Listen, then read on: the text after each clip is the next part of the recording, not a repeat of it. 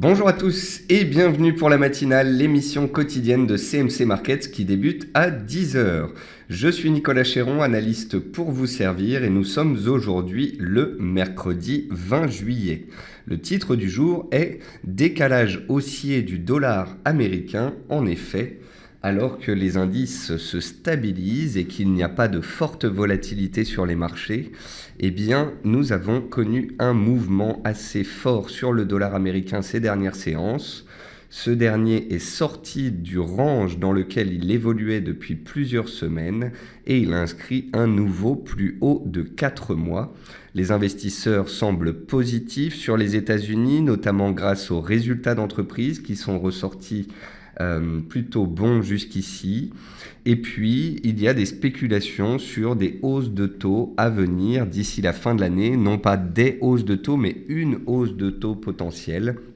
Et c'est ce qui potentiellement a fait décaler le dollar américain, alors que sur les actions, on a une faible volatilité, car l'été commence à se faire sentir.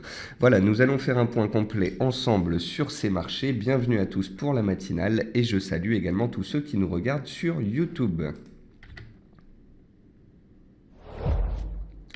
Comme tous les matins, voici un avertissement sur les risques concernant le caractère purement informatif de cette présentation et les CFD. Je vous laisse en prendre note. Je vous invite comme tous les matins à utiliser les fonctions de chat et de questions-réponses en haut de votre écran pour pouvoir converser avec moi. Comme tous les matins, nous allons voir ensemble les actualités marché, macro, le palmarès action, les statistiques passées et à venir, une figure graphique reconnue par la plateforme de CMC Markets et bien évidemment, je répondrai à vos questions. Alors, en termes d'actualité marché, le CAC a positivement réagi sur les 4300 points identifiés comme support. Nous avions vu ensemble que lundi, le CAC avait échoué sous les 4400 points, qu'il était susceptible de revenir vers une zone clé de support entre 4280 et 4300 points. Le CAC s'est arrêté juste au-dessus des 4300 points et il est reparti à la hausse. Il évolue autour des 4350 points ce matin. Les opérateurs semblent se positionner en situation d'attente avant les stocks de pétrole cet après-midi et la BCE de demain. En attendant, nouveau plus haut annuel du FTSE 100 en cours de clôture au-dessus des 6700 points hier, le FTSE 100 qui continue de surperformer les indices européens, notamment depuis le Brexit. Concernant la volatilité, stabilisation à 15,7 points sur le Volatility Index échéance août. La volatilité reste très faible et comme je vous le dis souvent, quand la volatilité va, tout va. La volatilité du pétrole Brent est également au plus bas sur un mois en attendant les stocks de cet après-midi. Cela fait maintenant plus d'une semaine que les cours des deux pétroles, Brent et WTI, sont stabilisés en situation d'attente. Hier, les opérateurs ont pris des bénéfices. On a eu des petites pressions baissières sur les pétroles. On est sur une zone de soutien. Est-ce que cette zone de soutien va permettre un redémarrage haussier grâce au stock cet après-midi ou est-ce qu'au contraire, les pétroles vont repartir à la baisse dans le sens de la tendance dans laquelle ils sont depuis un mois? Eh bien, le suspense est à son comble. Nous aurons la réponse cet après-midi à 16h30. Et puis, nouveau plus haut de 4 mois, comme je vous le disais en introduction de cette émission, sur le dollar index échéance septembre à 97,35 points. Le dollar est haussier depuis le Brexit. Il est haussier d'une part parce que c'est une valeur refuge, mais surtout, je pense, ces dernières séances, parce que les chiffres américains que ce soit les statistiques économiques ou les résultats d'entreprise, sont particulièrement bons et cela soutient la devise américaine.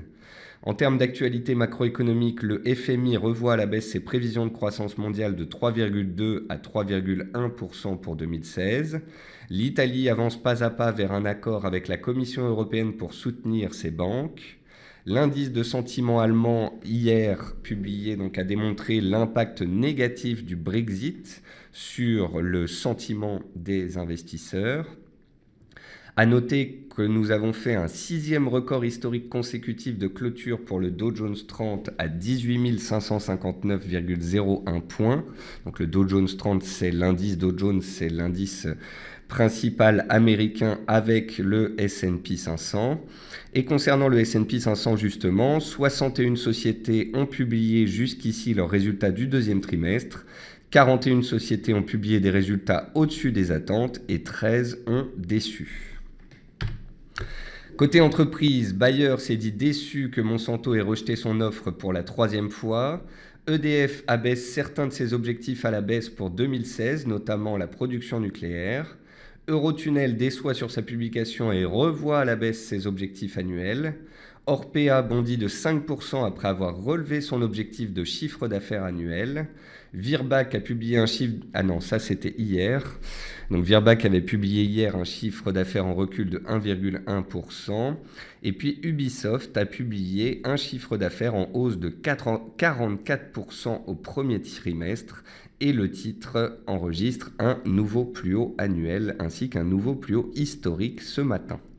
Côté meilleure et moins bonne performance du CAC 40, vous pouvez voir qu'à part ArcelorMittal qui perd 2,5%, le secteur des matériaux de base, la plupart des titres sont stables. On a 2-3 titres au-dessus de 1%, 2 titres sous 1%, donc comme hier. Comme je vous le dis depuis plusieurs séances, l'été se fait sentir, la volatilité faiblit et on a donc des mouvements sur les actions qui sont moins violents, moins volatiles. Côté statistiques passées, l'inflation est ressortie supérieure aux attentes en Angleterre hier à plus 0,5 contre 0,4 attendu. L'indice de sentiment économique en Allemagne est ressorti à moins 6,8 au lieu des 8,2 attendus, donc prenant en compte justement les impacts négatifs du Brexit. Et puis les permis de construire aux USA sont ressortis en ligne à 1,15 million. Ce jour, à 10h30, on aura le taux de chômage en Angleterre. Et à 16h, nous aurons l'indice des prix à la consommation en zone euro. Puis à 16h30, une des statistiques les plus importantes de ce jour, je pense, ce sera le rapport hebdomadaire sur l'état du pétrole. Ce sera les stocks de pétrole. Et on verra si cela engendre un mouvement haussier ou baissier sur les pétroles, ce qui aura bien évidemment un impact sur les indices boursiers. Et puis pour finir, une figure graphique reconnue par la plateforme de CMC Market. Il s'agit ici d'un biseau en données 4 heures sur les cours du maïs. Le maïs, comme le blé, est sous pression depuis plusieurs semaines. Nous avons noté que les cours du maïs travaillaient à l'heure actuelle une zone de soutien hebdomadaire d'importance. Vous voyez que sur les 2 dernières semaines, les cours du maïs travaillent les 335-345 cents. On est sur le bas d'un biseau, on est sur une zone horizontale de prix. Donc si on arrive à tenir cette zone horizontale de prix et à sortir par le haut du biseau, on valide ainsi la zone de support et on valide le fait que les acheteurs gardent la main à court terme et que le support peut être défendu. Néanmoins, si on venait à sortir de ce biseau par le bas et par la suite à casser les plus bas de ces dernières séances, eh bien, on mettrait en danger le support hebdomadaire sur les cours du maïs et il faudrait alors être particulièrement prudent. Nous allons passer sur la plateforme de CMC Market. C'est comme tous les matins, on commence par les indices boursiers. Nous avions vu lundi en début de semaine que le SP500 travaillait ses plus hauts de la semaine dernière, qu'il était sous une zone de résistance intermédiaire, les 2175 points, et qu'il consolidait naturellement après 3 semaines de forte hausse.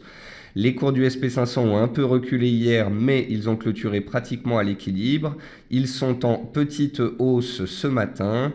La tendance en données mensuelles est haussière, en données hebdomadaires elle est haussière aussi, en données journalières, en données 4 heures, en données horaires. La tendance est haussière dans pratiquement toutes les unités de temps sur le S&P 500.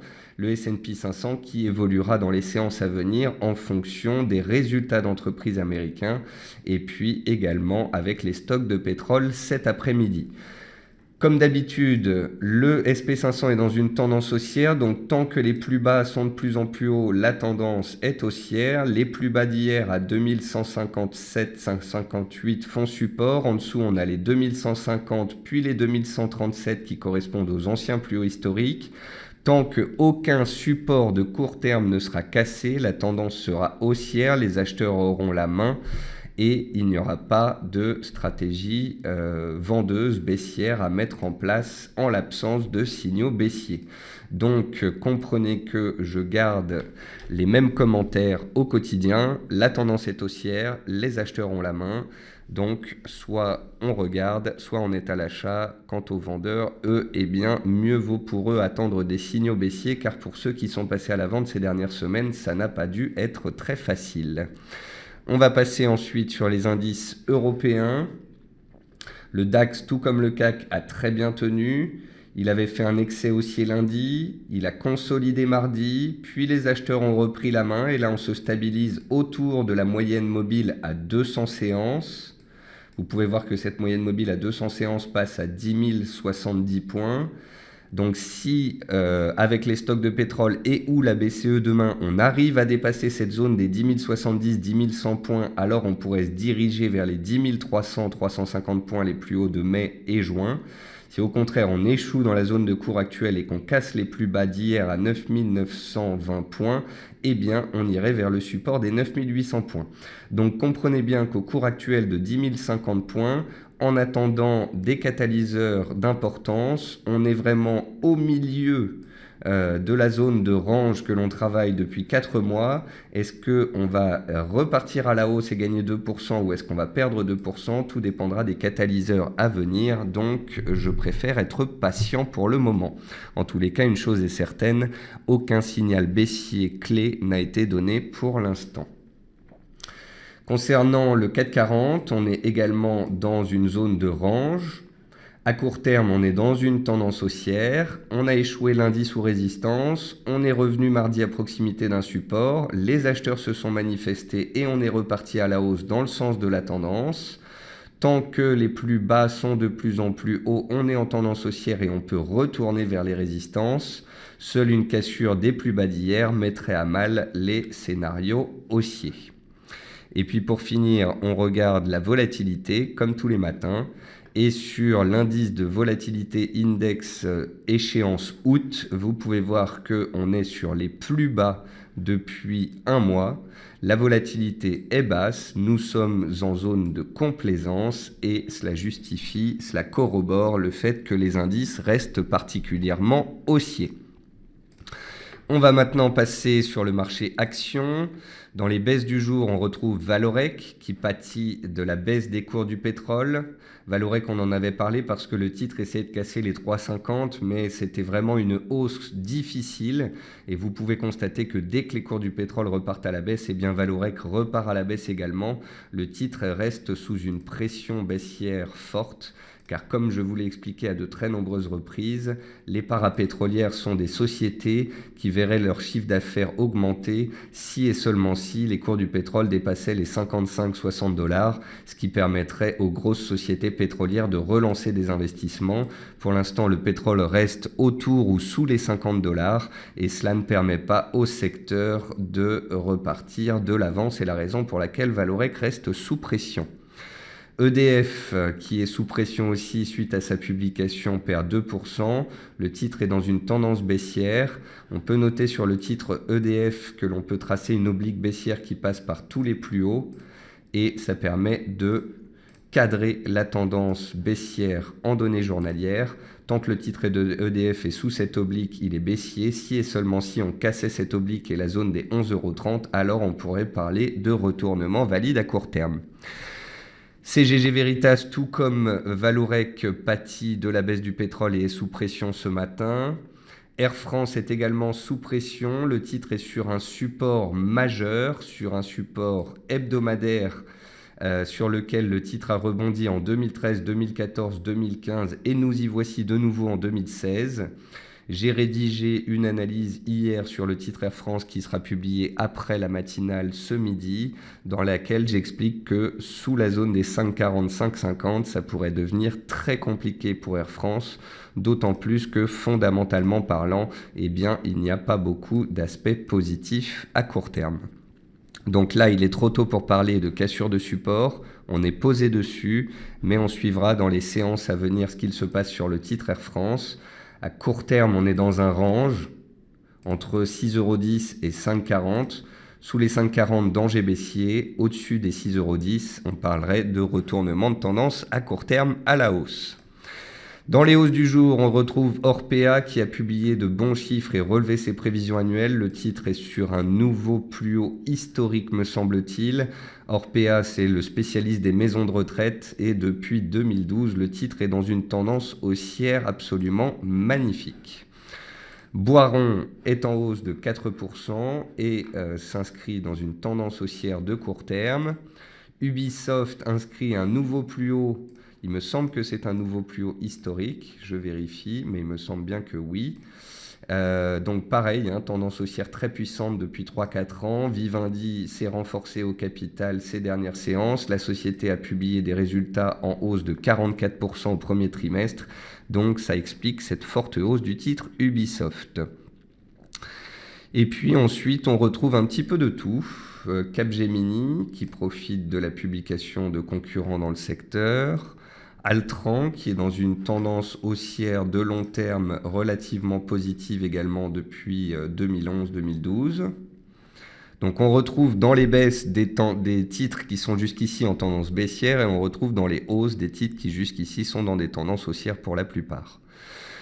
Biomérieux avait publié hier, le titre reste soutenu. Non, c'était avant-hier la publication. Virbac a publié hier, mais le titre se stabilise bien. Soitec reste recherché à court terme dans une tendance haussière.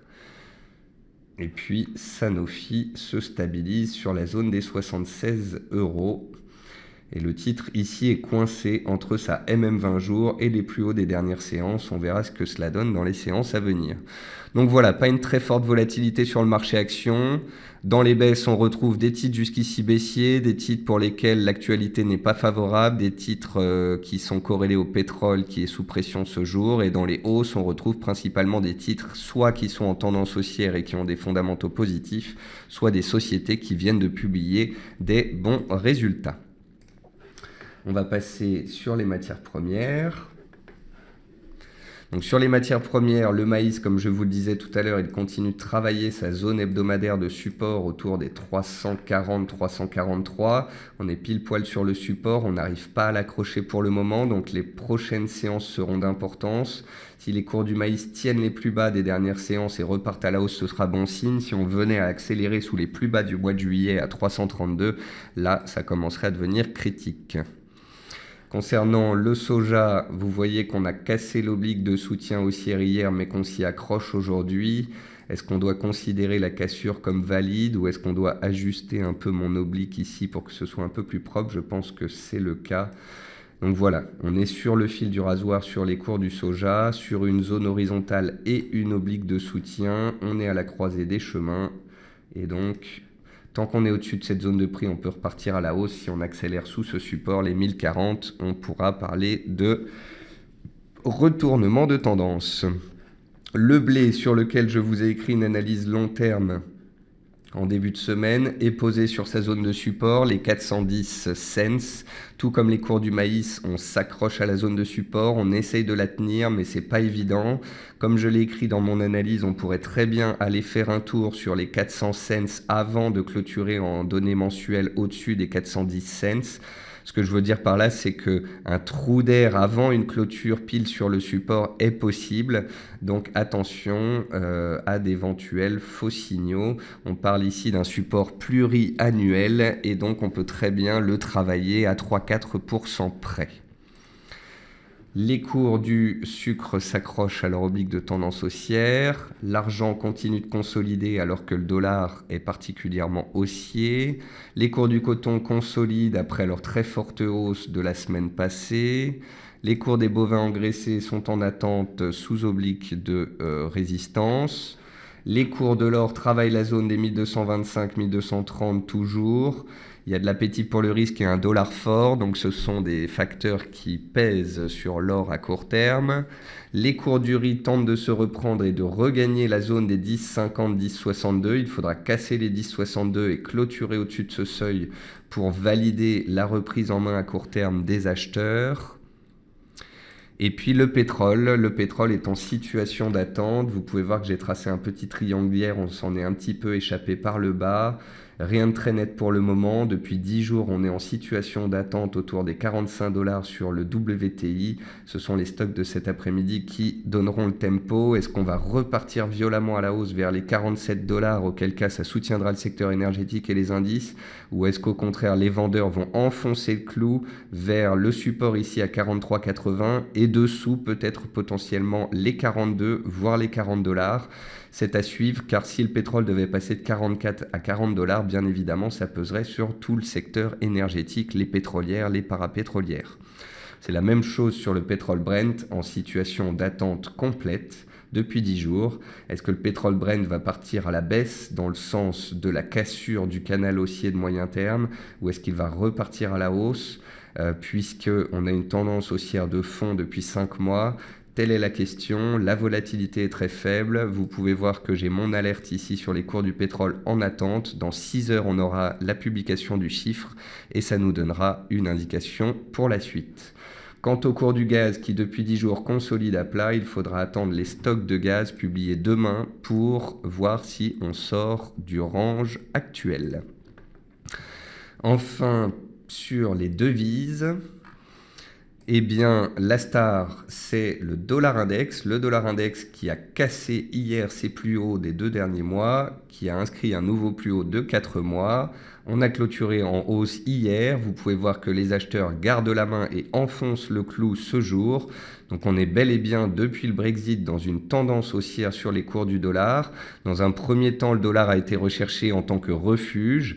Et depuis que les indices se sont stabilisés et ont absorbé le Brexit, je pense que la hausse du dollar est imputable d'une part aux bons chiffres économiques américains qui permettent une hausse de la probabilité de hausse de taux d'ici la fin de l'année, et également aux bons chiffres d'entreprises américaines depuis le début de la semaine, ce qui bien évidemment soutient la devise locale, le dollar américain.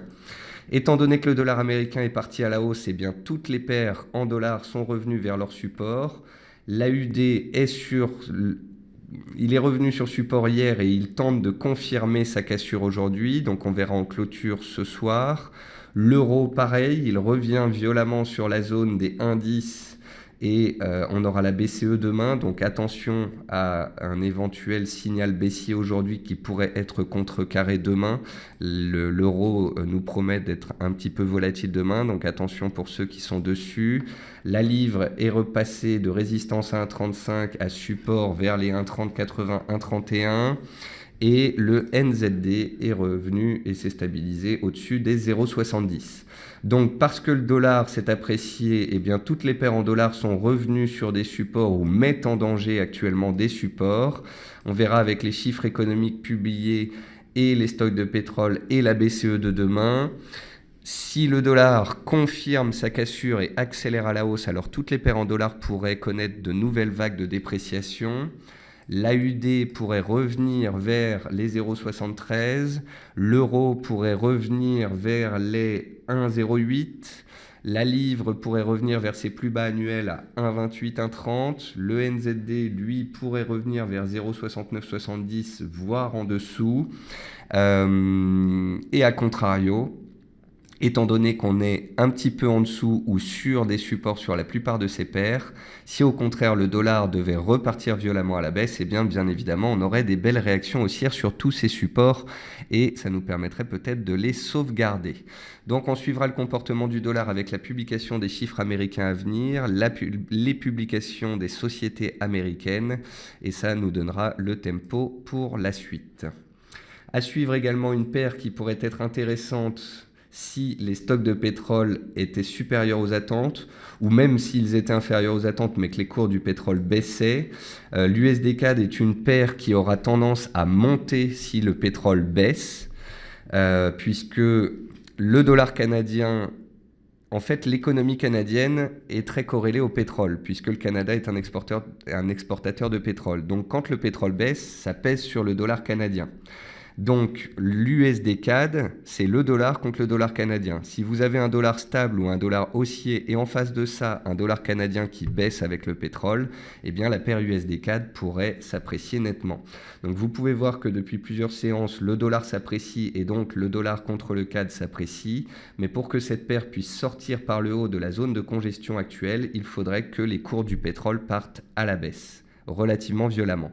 Donc si les stocks de pétrole baissent cet après-midi, si les stocks de pétrole font baisser les cours du pétrole cet après-midi et que le dollar canadien casse la zone des 1,3120, 1,3150, alors on serait susceptible de sortir par le haut d'un triangle dans lequel les cours sont depuis 4 ou 5 mois et ça pourrait engendrer une violente hausse des cours. A contrario, si les stocks de pétrole font monter le pétrole et ou que le dollar américain connaissait des prises de bénéfices, eh bien cette paire USD CAD sous la zone des 1,31 à 1,3150 dont je viens de vous parler, qui est une zone de résistance, eh bien elle pourrait repartir à la baisse vers les 1,2850, le support testé depuis le début du mois de juillet. En tous les cas, ce serait, je pense, surtout une paire intéressante si les cours du pétrole devaient partir à la baisse. Enfin, l'USD Yen continue sa petite appréciation de court terme. L'USD Yen continue de travailler à la zone des 106, 106,50 qui correspond à une zone travaillée fin juin et également début mai. C'est une zone clé. Est-ce que l'appétit pour le risque va être suffisant? Est-ce que le dollar va être assez puissant pour que l'on casse cette zone et que l'on parte à la hausse? En tous les cas, pour l'instant, cela semble plausible au vu de l'appétit pour le risque sur les indices, au vu de la tendance haussière de court terme. Vous pouvez voir que les plus bas sont de plus en plus hauts et que tous les jours on fait des plus hauts et des plus bas de plus en plus hauts pratiquement. Donc les acheteurs ont vraiment la main et gardent la main à court terme sur l'USD Yen. Seules des publications de chiffres d'entreprises ou macroéconomiques négatifs pourraient changer la donne. Donc paire à suivre dans les séances à venir également. Donc voilà, c'est l'été, il y a moins de volume sur les indices et les actions, moins de volatilité. Les indices restent dans des tendances haussières aux États-Unis. En Europe, à court terme, depuis le début de la semaine, on va plutôt parler de neutralité. On n'a pas eu de signaux baissiers, mais on a des consolidations sous des résistances clés avant les stocks de pétrole, avant des publications d'entreprises et avant la BCE de demain. Là, on est vraiment entre deux eaux et avec les catalyseurs à venir cet après-midi et demain, on va enfin choisir une direction. Est-ce que l'on va valider les pré-signaux baissiers donnés en ce début de semaine, l'échec sous résistance et partir à la baisse et enfin consolider? Ou est-ce qu'au contraire, le biais positif en place sur les indices va perdurer, auquel cas la hausse va continuer? Tout est possible. Pour l'instant, les acheteurs ont la main. Pour l'instant, il n'y a pas d'alerte baissière. Pour l'instant, il n'y a pas de catalyseur baissier. Donc, on verra dans les séances à venir si ces équilibres perdurent. Quant aux matières premières, vous aurez pu remarquer qu'il y a moins de volatilité également. Concernant l'or et l'argent, il faut regarder le dollar américain. Tant que le dollar est très fort, eh bien l'or et l'argent sont sous pression. Sur les matières premières agricoles, on est un petit peu sur le fil du rasoir, sur le soja, sur le sucre. Et puis, sur les pétroles, on est vraiment en situation d'attente. Et puis sur le Forex, vous l'aurez compris, le dollar donne le tempo actuellement. Tant qu'il est haussier, les paires en dollars sont sous pression et inversement. Quant à la paire USD CAD, comme je vous l'ai dit, on pourra la surveiller cet après-midi car on pourrait connaître potentiellement un décalage à suivre si le pétrole décalait également. Je vais maintenant regarder vos questions. Alors Philippe me dit augmentation des réserves d'or officielles de la Chine de 70%. Alors Philippe, est-ce que c'est depuis le mois dernier ou est-ce que c'est ces dernières années? Il faut faire attention à ce genre de chiffres. On sait que la Chine aime l'or et en achète régulièrement, mais est-ce que les réserves vont augmenter de 70% sur un an ou sur 10 ans? Il faut être précis là-dessus. D'accord, donc Phil ensuite me dit ils ont acheté 483 tonnes nettes du métal en 2015, le deuxième plus grand chiffre depuis la convertibilité du dollar. Donc effectivement Philippe, il n'y a pas que la Chine, il y a aussi des investisseurs, des hedge funds, il y a beaucoup de gens qui achètent de l'or, car l'or eh bien, a un rendement nul et c'est mieux que les obligations négatives. Et puis cette année 2016 est une année un peu particulière car à part aux États-Unis, dans les autres zones économiques, la santé économique n'est pas au rendez-vous et c'est ce qui a fait que les investisseurs ont acheté de l'or dans une optique de refuge. Alors Philippe me dit quel pourrait être l'impact sur le dollar avec la future élection américaine et peut-être l'élection de Trump. Je pense que les élections américaines, plus que de la hausse ou de la baisse du dollar, ou bien des indices, engendreront surtout un manque de visibilité. Donc plus les sondages nous donneront Trump ou Hillary Clinton gagnant avec un fort score, plus on aura de la visibilité et au contraire, plus ce sera serré, plus eh bien, on sera en situation d'attente comme nous avions été en situation d'attente pendant des semaines avant le Brexit. Fabien me dit triangle symétrique sur le RSI du 440 en données journalières. On arrive sur la pointe. Donc vous voulez dire que on a ici un triangle qui serait en train de se former et vous attendez de voir dans quel sens on va sortir.